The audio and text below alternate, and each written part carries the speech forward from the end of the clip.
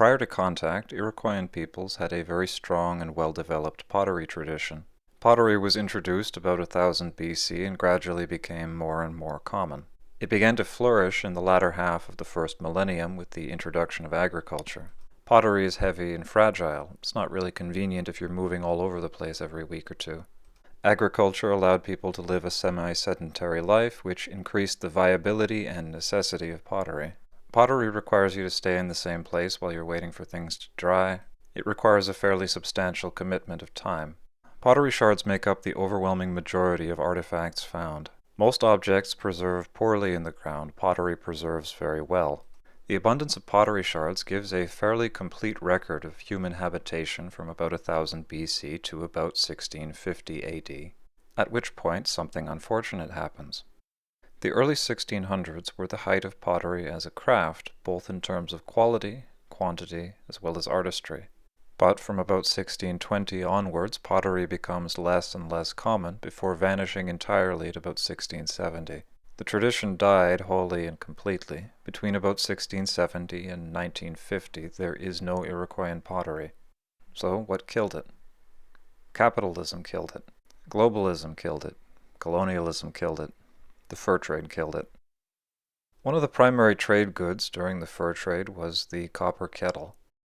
Unlike other technologies disrupted by the fur trade, the copper kettle was not a direct improvement. A steel axe is between 3 and 4 times more efficient than a stone axe, in addition to being more durable.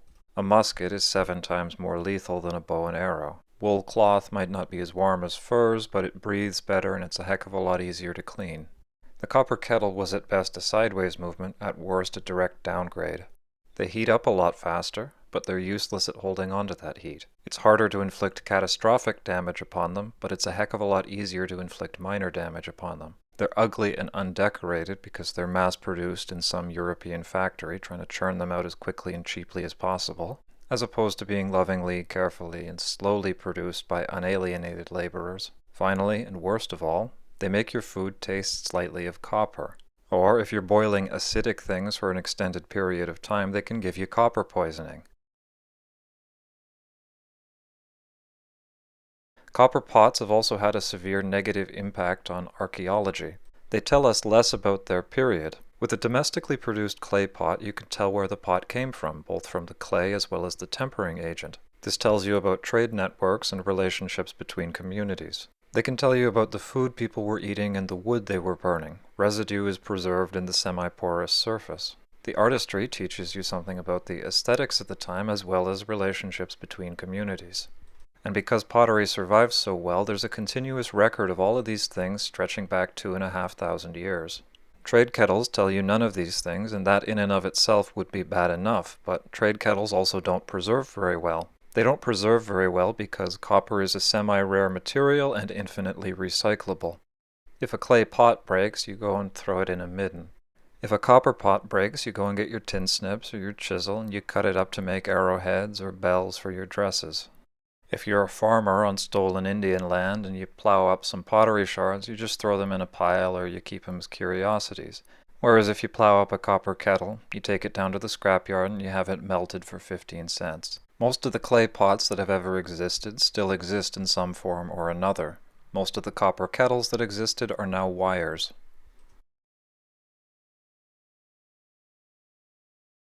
What was good about the copper trade kettle was that they were cheap.